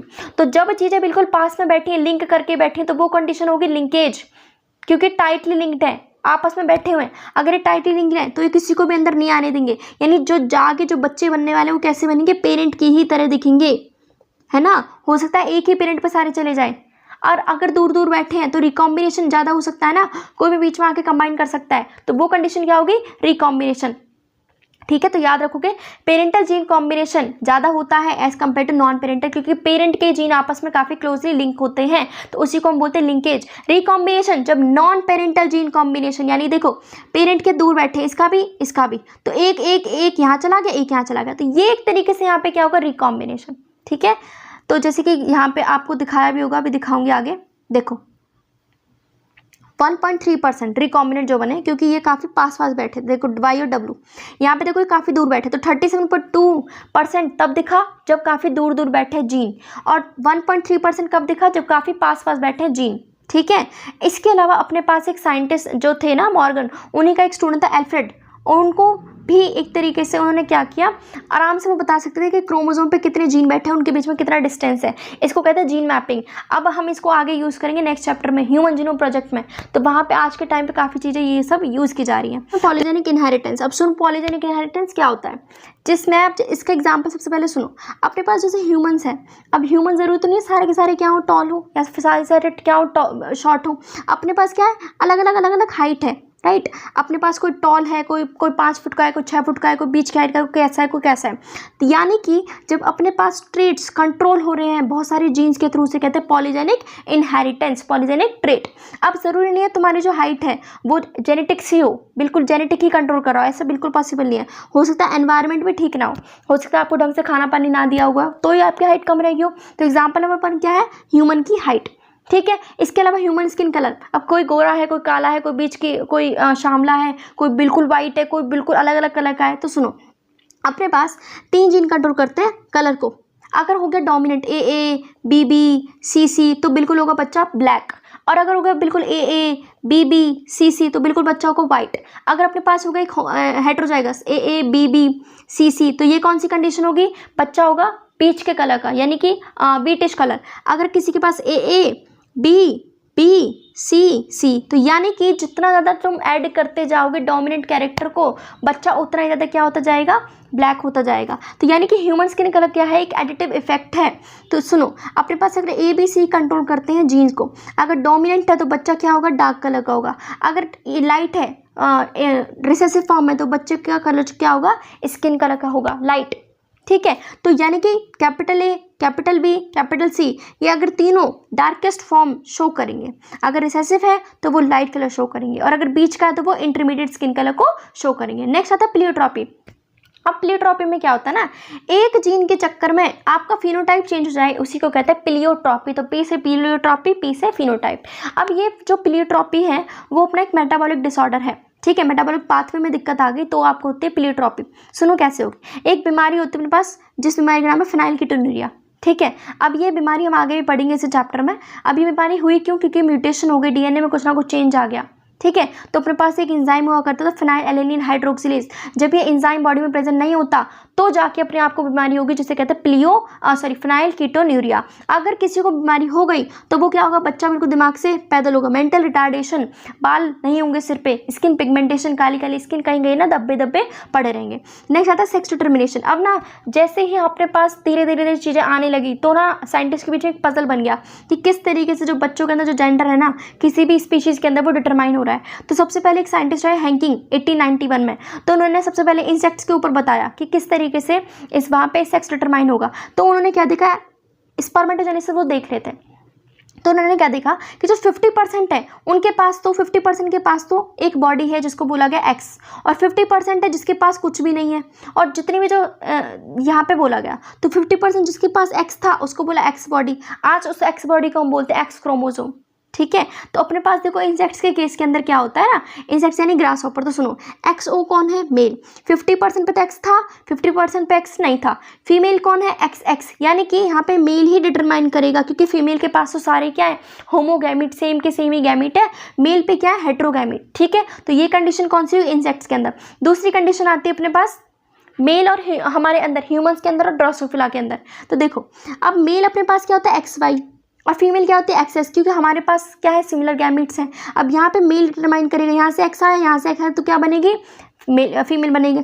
यहाँ से एक्स, यहाँ से क्या है वाई, तो क्या बनेगा मेल। यहाँ से एक्स, यहाँ से क्या है एक्स, क्या बनेगी फीमेल। यहाँ से एक्स, यहाँ से वाई क्या आया, मेल बना। इसका मतलब अपने पास चाहे एक्स ओ टाइप हो या फिर एक्स वाई टाइप हो, इंसेक्ट्स की केस भी बात कर लो या फिर मेल की बात कर लो, दोनों में कौन डिटरमाइन करेगा जेंडर को, मेल। तो यानी कि ये क्या हो गई, मेल हेट्रोगैमिटी यहाँ पे दिखा दी। ठीक है। अगर मैं फीमेल उसकी बात करूँ विंग्स की, एक तरीके से बर्ड्स की, तो बर्ड्स में कैसे याद रखो कि ZW, अब W का मतलब विंग्स, अब विंग्स किसके अंदर होते हैं, पंख किसके अंदर होते हैं, बर्ड्स के अंदर। तो यहाँ पे फीमेल का अलग केस है, यहाँ पे फीमेल हेट्रोगैमिट होती है, फीमेल के डिफरेंट डिफरेंट गैमिट्स होते हैं, मेल के जबकि सेम ही गैमिट होंगे। तो अगर Z के साथ Z मिल गया तो बनेगा मेल, Z के साथ Z मिला तो क्या बनेगा मेल, अगर Z के साथ W बना तो जाके बनेगी फीमेल। तो यानी कि फीमेल यहाँ पे डिपेंड करेगी, मेजर करेगी कौन क्या किसका एक तरीके से होने वाला है जेंडर, ठीक है। तो यहाँ पे मैंने ये चीज़ आपको समझा दी। इसके बाद आता है सेक्स डिटर्मिनेशन ह्यूमन। हम सब जानते हैं अपने पास कितने क्रोमोसोम होते हैं, 46। अगर मैं पेयर की बात करूँ तो कितने होंगे, 23। अगर मैं मेल और फीमेल दोनों की बात करूँ तो 22 तो हो गए ऑटोजोम, और एक्स ये किसके लिए हुआ, फीमेल के लिए, यानी कि जो लास्ट पेयर होगा वो क्या होगा, सेक्स क्रोमोसोम। एक होता है सेक्स क्रोमोसोम, बाकी 22 क्या होंगे, ऑटोजोम, ठीक है। अगर हम मेल की बात करें तो 22 तो सेम है, मेल हो या फीमेल, और इसमें साथ में क्या है XY, ये हुआ। तो अगर मान लो आपके पास यहाँ पे क्या है XX, यहाँ पे क्या XY, अगर यहाँ से X आया यहाँ से X आया तो बनेगी फीमेल, यहाँ से X आया यहाँ से Y क्या बनेगा, मेल। तो इसका मतलब यहाँ पे कौन मेजर करेगा, कौन डिपेंड करेगा, किस पे डिपेंड करेगी केस, यहाँ पे मेल पे, मेल के थ्रू यहाँ पे बच्चे का सेक्स डिटरमाइन होगा यहाँ इसे। लेकिन हमारे सोसाइटी में हमेशा फीमेल को ही क्रिटिसाइज किया जाता है कि उन्होंने बर्थ किसको दिया है, फीमेल चिल्ड्रन को दिया है। नेक्स्ट आता है सेक्स डिटरमिनेशन हनी बी, ये सबसे ईजी वाला है। मेल यहाँ पे होता है हैप्लॉइड कंडीशन, यानी उस पर सिर्फ 16 क्रोमोसोम होंगे, जबकि फीमेल पे होता है 32। अब फीमेल पे 32 है, इसका मतलब इसने खुद तो क्या करेगी, मियोसिस, यानी 16 क्रोमोसोम इसके अपने होंगे और बाकी 16 इसके होंगे। जब इसके 16 और इसके 16 मिलते तो जाके बनेगी फीमेल। और जबकि मेल कब बनता है, जब फीमेल मियोसिस तो की उसने, लेकिन बिना फर्टिलाइजेशन के जब वो बना देगी आगे जबकि मेल, तो यानी 16 क्रोमोसोम पार्टिसिपेट करेंगे तो जाके कौन बनेगा, मेल। तो यानी कि मेल के कोई फादर नहीं होता, ठीक है, मेल का कुछ भी कोई ग्रैंड फादर वगैरह नहीं है, सॉरी ना तो फादर है ना ही उसके बच्चे हैं। लेकिन जो अपने पास जो मेल है उसके पास ग्रैंड फादर होगा, नाना हो गए, और उसके पोते तो होंगे, ठीक है। तो अपने पास यहाँ पे कंडीशन शो करती है, क्योंकि फीमेल क्या है 32 का मतलब ही 16 तो उसके खुद के हैं और 16 किसके हैं, मेल के। यानी जब उसने फर्टिलाइजेशन कर लिया तो जाके बनेगी फीमेल, और अगर उसने फर्टिलाइजेशन नहीं किया तो जाके डायरेक्ट क्या बना देगी, मेल बना देगी 16 क्रोमोसोम को यूज करके। नेक्स्ट आता है म्यूटेशन। अब म्यूटेशन क्या है, म्यूटेशन का मतलब होता है चेंजेस होना, यानी कि जब डीएनए में अचानक से चेंज हो रहा है उसे कहते हैं म्यूटेशन। अब अगर चेंज आ गए तो इससे आपका जीनोटाइप भी अफेक्ट होगा और फिनोटाइप भी अफेक्ट होगा, ठीक है। अब जरूरी नहीं कि रिकॉम्बिनेशन से ही आपके पास वेरिएशन आए, म्यूटेशन भी वेरिएशन ला सकती है। तो हम सब जानते हैं जो डीएनए है वो काफ़ी डीएनए का जो हेलिक्स है वो बहुत जल्दी जल्दी रन करता है, तो ज़रूरी तो पॉसिबल है कि कभी कभी लॉस भी हो सकता है, गेन भी हो सकता है, ठीक है। तो अपने पास क्या होगा, जब या तो कोई चीज़ लॉस हो गई है ना, या फिर कुछ गेन हो गया तो क्या आ गई, म्यूटेशन आ गई। अब म्यूटेशन आई तो क्या होगा, फिनोटाइप भी चेंज होगा और जीनोटाइप भी चेंज होगा, ठीक है, जैसे कि कैंसर सेल के अंदर होता है, ठीक है। तो म्यूटेशन कितने तरीके के होते हैं, दो, एक पॉइंट म्यूटेशन, एक होते frame shift mutation. Point mutation जब एक बेस पेयर में चेंज आए, पॉइंट म्यूटेशन, और दूसरे होते फ्रेम शिफ्ट, यानी कि जब अपने पास बेस पेयर्स में डिफरेंस आए, ठीक है, बेस पेयर्स में डिफरेंस आया, यानी पहले तो एक ही चेंज हो रहा था, अब काफ़ी सारे चेंजेस हो रहे हैं, काफ़ी सारे बेस पेयर में चेंज हो रहे हैं, तो उससे कहेंगे फ्रेम शिफ्ट म्यूटेशन। तो पॉइंट म्यूटेशन का एग्जांपल है सिकल सेल एनीमिया, और फ्रेम शिफ्ट का एग्जांपल हम आगे इसमें दिया ही नहीं है, ठीक है। तो ये यहाँ पे चीज़ हो गई। तो ज़रूर नहीं है म्यूटेशन, कभी कभी ना फिजिकल कुछ ना कुछ एजेंट्स होते हैं, केमिकल फिजिकल फैक्टर्स होते हैं जिसकी वजह से म्यूटेशन आ सकती है। अब जिसकी वजह से म्यूटेशन आएगी उसे कहते हैं म्यूटाजेंस, जैसे कि यूवी रेडिएशन की वजह से हमें म्यूटेशन आ सकती है। हमने सुना है ना कि जो यूवी रेज है वो काफ़ी हार्मफुल होती है, कैंसर वगैरह भी हो सकता है, ठीक है। नेक्स्ट आता है पेडिग्री एनालिसिस। अब पेडिग्री एनालिसिस क्या है, बहुत अच्छी चीज़ है, इससे हम पता लगा सकते हैं कि आगे जो आने वाला जो बच्चा है क्या उसके अंदर कोई बीमारी तो नहीं है। तो मेंटल के वर्क की वजह से हम काफ़ी सारी चीज़ें यहाँ पे ठीक कर पा रहे हैं। हम क्या करते हैं, पूरी फैमिली हिस्ट्री को चेक करते हैं, पूरी जनरेशन को चेक करेंगे, क्या इस वाली जनरेशन में दिक्कत है, क्या इस वाली जनरेशन में कोई बीमारी है, क्या दूसरी वाली में है, क्या दादा वाली में है, क्या परदादा वाली में है, यानी कि पूरी एक फैमिली का ट्री बनाएंगे, ठीक है। काफ़ी सारी जनरेशन की स्टडी करेंगे, उसे कहते हैं पेडिग्री एनालिसिस। तो पेडिग्री एनालिसिस एक स्ट्रॉन्ग टूल है जिसमें हम पता लगा सकते हैं कि क्या कोई बीमारी तो नहीं है, क्या कोई एबनॉर्मलिटी तो नहीं है, जिससे हम आगे आने वाले बच्चे की हम कुछ ना कुछ इसके अंदर ट्रीटमेंट का हम कुछ ना कुछ सोच सकें। क्योंकि हम सब जानते हैं कि जो अपने पास जो डीएनए है उस पर क्या होता है, क्रोमोसोम पे कौन बैठा रहता है, जीन। तो डीएनए बेसिकली क्या है, जेनेटिक इन्फॉर्मेशन को कैरी करके चल रहा है। अगर उसके अंदर कोई चेंज आए तो इसका मतलब कुछ ना कुछ म्यूटेशन होगी। तो सुनो पेडिग्री एनालिसिस करते कैसे हैं। अपने पास अगर मेल है तो उसको इससे डिनोट करेंगे, स्क्वायर बना के। अगर फीमेल है तो गोलू गोलू से बना देंगे। सेक्स अनस्पेसिफाइड मतलब हमें पता ही नहीं कि कौन मेल है कौन फीमेल है। अफेक्टेड अगर उसके अंदर कलर भरते तो बोलेंगे अफेक्टेड। मेटिंग अगर उनके बीच में अगर मीटिंग करवा दी, क्रॉस करवा दिया, इसका मतलब क्या होगा, रिप्रोडक्शन हो गया। अगर डबल लाइन है तो समझ जाओ क्लोज रिलेटिव में शादी हुई है, ठीक है। अगर हमने पेरेंट्स के नीचे अगर बच्चे बना दिए तो मतलब समझो बच्चे हैं, ठीक है। अगर बच्चे को बीमारी है तो उसको कलर कर दो 5 एंड अनअफेक्टेड ऑफस्प्रिंग, उसके बीच में सिर्फ 5 लिख दो और उसको कलर मत करना, समझ जाओ कि उसको बीमारी नहीं है। डिसऑर्डर, अब मेंडेलियन डिसऑर्डर 2 तरीके के होते हैं, ठीक है। डिसऑर्डर अपने पास एक हो गया मेंडेलियन डिसऑर्डर, एक हो गया क्रोमोसोमल डिसऑर्डर। तो अब मेंडेलियन डिसऑर्डर क्यों होते हैं, जब म्यूटेशन आ जाती है किसी भी जीन में, सिर्फ एक जीन में जब म्यूटेशन आएगी तो बोलते हैं मेंडेलियन डिसऑर्डर। अब ये ऐसे डिसऑर्डर हैं जिसमें ना बच्चे को ज़्यादा नुकसान होता है। और यहाँ पे क्या होगा, अपने पास पेडिग्री एनालिसिस हम चेक कर सकते हैं बीमारी को। तो कौन कौन सी बीमारी हो सकती है, haemophilia, cystic fibrosis, sickle cell anaemia, colour blindness, phenylketonuria, thalassaemia, ये सारी की सारी बीमारी हम आगे पढ़ेंगे एक्सेप्ट सिस्टिक फाइब्रोसिस, ठीक है। अब मेंडेलियन डिसऑर्डर अपने पास डोमिनेंट भी हो सकता है, रिसेसिव। देखो हमने 2 चीज़ें पढ़ी, डोमिनेंट और रिसेसिव पढ़े थे, ठीक है। एक हमने पढ़ा था ऑटोसोमल क्रोमोसोम होते हैं, एक पढ़ा था sex linked disorder, sex chromosome. तो यानी कि बीमारी आपके ऑटोसोम पे भी हो सकती है, ऑटोसोम में भी दिक्कत आ सकती है, या फिर आपके सेक्स क्रोमोसोम में भी आ सकती है। अब बीमारी डोमिनेंट भी हो सकती है, रिसेसिव भी हो सकती है। अब हम कैसे पता लगाएं कौन डोमिनेंट कौन रिसेसिव, तो डोमिनेंट कौन होगा, जो हमेशा हर जनरेशन में अपने आप को दिखाएगा। यानी अगर हर जनरेशन में बीमारी है ना, इसका मतलब बीमारी कौन सी, डोमिनेंट है। और अगर इस जनरेशन में बीमारी हो गई, दूसरी में नहीं हुई, तीसरी में हो गई, इसका मतलब वो क्या है, रिसेसिव। यानी कि जो कभी कभी बीमारी दिखती है किसी जनरेशन में उसको बोलते हैं रिसेसिव, और जो हर जनरेशन में दिखेगी ना उसे बोलेंगे डोमिनेंट। अब एक ऑटोसोमल, एक है एक है सेक्स लिंक्ड। अब ऑटोसोमल मतलब जब तुम्हारे बाकी क्रोमोसोम पे बीमारी बैठी हो, और सेक्स लिंक्ड यानी कि जब तुम्हारे एक्स क्रोमोसोम पे जो बीमारी बैठी हो उसे बोलते हैं एक्स लिंक्ड डिसऑर्डर, ठीक है। तो अपने पास यहाँ पे दिखा रखी है, इनको देख लेना एक बार। अब आते हैं पहली बीमारी कलर ब्लाइंडनेस। तो कलर ब्लाइंडनेस क्या है, स्टार्टिंग की जो 2 बीमारियाँ याद रख लो, वो हमेशा क्या रहेंगी, सेक्स लिंक बीमारियाँ रहेंगी, और हमेशा रिसेसिव डिसऑर्डर।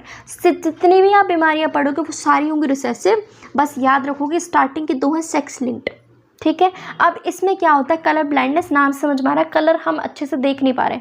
तो इसमें क्या होता है ना, सबसे ज़्यादा बीमारी होती है लड़कों के अंदर, फीमेल्स को बीमारी नहीं होती, ठीक है। अब इसमें क्या होगा, डिफेक्ट आ गया जब हम रेड और ग्रीन कलर को अच्छे से डिस्क्रिमिनेट नहीं कर पाते, क्योंकि हमारे जो कोन है ना, आई के अंदर जो कोन सेल प्रेजेंट है वो अच्छे से देख ही नहीं पा रही कौन सा कलर रेड है कौन सा कलर ग्रीन है। अब क्यों, क्योंकि म्यूटेशन आ गई, क्योंकि एक्स क्रोमोसोम पे बैठा था जीन, उसके अंदर ही चेंज आ गया। तो 8% होते हैं मेल्स के अंदर और सिर्फ 0.4% होगी फीमेल्स के अंदर। ऐसा क्यों, क्योंकि फीमेल्स के पास 2 एक्स क्रोमोसोम है और मेल के पास सिर्फ 1 एक्स है और एक क्या है, वाई। तो इसी पे क्या बैठ जाता है, एक्स पे बैठा रहता है कलर ब्लाइंडनेस का जीन। तो इसकी वजह से क्या होगा, मेल को क्या होगा, कलर ब्लाइंडनेस होगा। और फीमेल, अगर फीमेल को है भी ना तो फीमेल के एक पे बैठा रहेगा, दूसरा वाला तो फ्री है ना। तो फीमेल हमेशा क्या होती है, कैरियर, यानी कि उसको खुद नुकसान नहीं है, बीमारी नहीं है, लेकिन वो बीमारी को आगे कैरी करके चल रही है। तो अगर कोई ऐसी फीमेल हुई जिसको कलर ब्लाइंडनेस है, यानी वो सिर्फ कैरियर है, तो वो अपने आगे वाले बच्चे में दे देगी ना क्रोमोसोम को। देखो मानो ये एक्स वाई है, यहाँ पे मम्मी को रखा है सिर्फ एक्स सी कलर ब्लाइंडनेस। तो यहाँ से आ गया वाई, ठीक है, यहाँ से क्या आ गया, एक्स सी। तो यानी कि मेल क्या बन गया, बच्चा क्या बन गया, कलर ब्लाइंड हो गया। तो हमेशा फीमेल ही आगे आने वाले बेटे को एक तरीके से बीमारी ट्रांसफ़र करेगी, ठीक है। तो यहाँ पे 50% चांस है फीमेल के कलर ब्लाइंड होने के, ठीक है, क्योंकि जीन क्या है, रिसेसिव है। अब अपने पास मदर तभी ही कलर ब्लाइंड हो सकती है अगर तुम्हारे पास मान लो ये फादर है, ये मानो यहाँ पे फादर है, ठीक है, फादर को ऑलरेडी कलर ब्लाइंडनेस है, मम्मी भी कलर ब्लाइंडनेस है। अगर यहाँ से ये वाला उठ के आ गया एक्स सी, यहाँ से भी ये वाला एक्स सी आ गया, तो रेयर चांस होते हैं जब फीमेल अपने पास बीमार होगी। ऐसा तभी ही होगा जब फादर भी क्या हो, कलर ब्लाइंड हो, ठीक है। नेक्स्ट आती है सेम हीमोफीलिया। हीमोफीलिया भी एक सेक्स लिंक्ड रिसेसिव डिजीज़ है जिसमें क्या होता है, फीमेल ही आगे आने वाली मेल प्रोजेनी में बीमारी डालेगी। सेम कलर ब्लाइंडनेस वाला कॉन्सेप्ट है, ठीक है, क्योंकि यहाँ पे भी क्या बैठा है, एक्स वाई, इसके ऊपर बैठा रहेगा हीमोफीलिया का जीन, और फीमेल के ऊपर फीमेल हमेशा क्या होगी, कैरियर ही होगी। तो याद रखोगे। तो इसमें क्या होता है ना, बीमारी क्यों हुई, एक प्रोटीन होता है जो कि कैस्केड ऑफ प्रोटीन होता है, वो हेल्प करता है क्लॉटिंग ऑफ ब्लड में, है ना, जैसे खून निकल जाता है, खुरन जम आता है ना।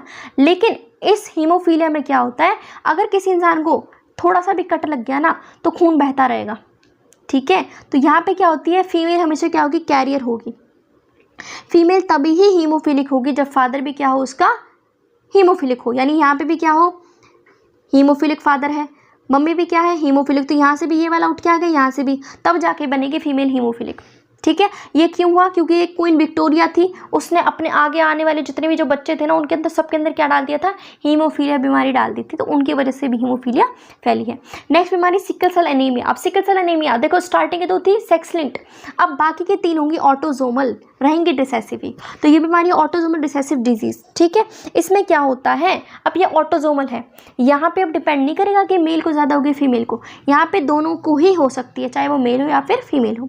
अब बीमारी होगी कब, जब दोनों को दोनों क्या हो, कैरियर, मानो ये इस मम्मी पे भी कैरियर है, पापा भी क्या है, कैरियर, तो आगे आने वाला हो सकता है ये उठ के आ जाए, ये हो सकता है ये उठ के आ जाए, तो क्या बन गया, बीमारी हो गई लड़की को। अब हो सकता है यहाँ से एक्स, यहाँ से मेल है, यहाँ पे क्या है, फीमेल बैठी है, अब यहाँ से भाई उठ के आ गया, यहाँ से आ गया, तो भी क्या बनेगा, मेल, तो यहाँ पे डिपेंड नहीं करेगा। ठीक है, तो अपने पास जब बीमारी होगी HbS SbH, तो ही वो फिनोटाइप शो करेगा कि उसको बीमारी है। ठीक है, जब अगर वो एक तरीके से हेटेरोजाइगस कंडीशन, तो वो अनअफेक्टेड रहेगा, उसको कोई बीमारी नहीं होगी। ठीक है, तो 50% चांस है आगे बीमारी जाने के। ऐसा क्यों हुआ, तो सुनो, अपने पास हीमोग्लोबिन होता है, ठीक है, ये है नॉर्मल, ये है जब बीमारी हो गई, तो अपने पास हीमोग्लोबिन की चेन है, 6th पोजीशन पे होता है ग्लूटामिक एसिड, बट म्यूटेशन हो गई, आ गया बलाइन एसिड। ठीक है, बेस पेयर होता है GAG, बट GAG जगह कौन आ गया, GUG, तो यानी कि सब्सटीट्यूशन हो गया, अपने पास यहाँ पे बेस पेयर का चेंज हो गया, एक बेस पेयर में चेंज हुआ है, ये पॉइंट म्यूटेशन का एग्जांपल है, नाम है सिकल सेल एनीमिया। तो ये बीमारी हमें इसलिए हुई है। ठीक है, याद रखो कि हीमोफीलिया क्यों हुई है, तो हीमोफीलिया आप देखो यहाँ पे कैसी थी, बाइकॉनकेव शेप थी, अब यहाँ कैसे होगी, दराती की शेप, सिकल सेल शेप, तो क्या होगा, आराम से ऑक्सीजन नहीं जा पाएगी, कैरी नहीं हो पाएगा। ठीक है, तो ऑक्सीजन क्या हो जाएगी, शॉर्टेज हो जाएगी, तो ऐसे इंसानों को अनीमिया हो सकता है ना।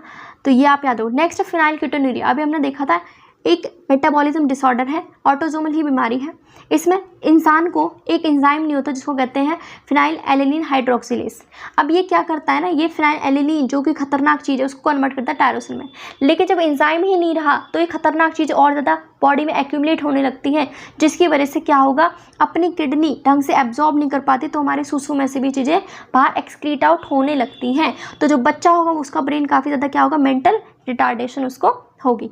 नेक्स्ट थैलीसीमिया, थैलीसीमिया क्या है, ऑटोजोमल लिंक्ड रिसेसिव डिसऑर्डर है, इसमें भी तभी ही होगी बीमारी जब दोनों पार्टनर क्या होंगे, कैरियर होंगे, तो ही आगे जाकर बीमारी हो पाएगी। अब ये भी हीमोग्लोबिन यानी चेन की ही प्रॉब्लम है, यहाँ पे भी खून से रिलेटेड प्रॉब्लम आएगी, लेकिन यहाँ पे 2 चेन होती है, एक अल्फा चेन एक बीटा चेन, किसकी, हीमोग्लोबिन की। अगर अल्फा चेन में प्रॉब्लम आई तो बोलोगे अल्फा थैलेसीमिया, अगर बीटा चेन में प्रॉब्लम आई तो बोलोगे बीटा थैलेसीमिया, है ना। यानी अल्फा चेन के अगर प्रोडक्ट कम बना, उसकी क्वांटिटी कम बनी, तो बोलोगे एक तरीके से अल्फा थैलेसीमिया, अगर बीटा वाली कम बनी तो बोलोगे बीटा थैलेसीमिया। अब अल्फा थैलेसीमिया में कब होता है ना, हमारा अल्फा थैलेसीमिया को कंट्रोल करता है 2 जीन, HbA1 HbA2 क्रोमोसोम 16 पे, लेकिन जब दिक्कत आ गई तो अपने पास अल्फा थैलेसीमिया हो जाएगा। ठीक है, अब है बीटा थैलेसीमिया, बीटा थैलेसीमिया को कंट्रोल करता है क्रोमोसोम 11 बैठा हुआ जीन जो कि HBB। ठीक है, अब अपने पास दिक्कत आ सकती है, तो याद रखो थैलेसीमिया एक डिफरेंट है सिकल सेल एनीमिया से, क्योंकि थैलेसीमिया में क्वांटिटी चेंज हो रही है, मान लो 100 में से 20 चेन बनी है हीमोग्लोबिन की, तो ये क्वांटिटी डिक्रीज हो गई, और वो क्या था, सिकल सेल में क्वालिटी, वहाँ पे बाइकॉनकेव से सिकल सेल क्वालिटी ही चेंज हो गई, तो ये आप यहाँ पे याद रखोगे। नेक्स्ट आता है क्रोमोसोमल डिसऑर्डर। क्रोमोसोमल डिसऑर्डर क्या कहते हैं, जब आपके पास या तो चीज़ें ज़्यादा आ जाए या फिर चीज़ें कम आ जाए, क्रोमोसोम, इसे कहते हैं क्रोमोसोमल डिसऑर्डर। 2 तरीके के, एक है एन्यूप्लॉइडी, एक है पॉलीप्लॉइडी। एन्यूप्लॉइडी जब आपके पास सिर्फ एक क्रोमोसोम का या तो गेन हो गया या फिर लॉस हो गया सेल डिवीजन के टाइम, उसे बोलते हैं एन्यूप्लॉइडी। ठीक है, एग्जांपल है डाउन सिंड्रोम, जिसमें एक एक्स्ट्रा क्रोमोसोम आ गया 21 पे। ठीक है, टर्नर सिंड्रोम, उसमें भी इसमें एक लॉस हो गया एक्स क्रोमोसोम का। ठीक है, दूसरा है पॉलीप्लॉइडी। अब पॉलीप्लॉइडी क्या होता है, जब आपके पास पूरा का पूरा सेट ही नया आ गया, उसको बोलते हैं पॉलीप्लॉइडी, काफ़ी ज़्यादा बिल्कुल डिफरेंट ही बन गया, उसे बोलेंगे पॉलीप्लॉइडी। हम सब जानते हैं अपने पास कितने क्रोमोसोम होते हैं, 46। 22 क्या होते हैं ऑटोसोम, एक क्या होता है सेक्स क्रोमोसोम। ठीक है, तो अपने पास देखो 3 बीमारियाँ, लास्ट पोर्शन सुनो, Down syndrome, Klinefelter, Turner. Down syndrome में क्या होता है, अपने पास एक एक्स्ट्रा क्रोमोसोम 21 की एक कॉपी आ गई, तो बोलते हैं ट्राइसोमी। ठीक है, इसको सबसे पहले किसने बताया था, डाउन, तो उन्हीं के नाम के ऊपर रखते हैं डाउन सिंड्रोम।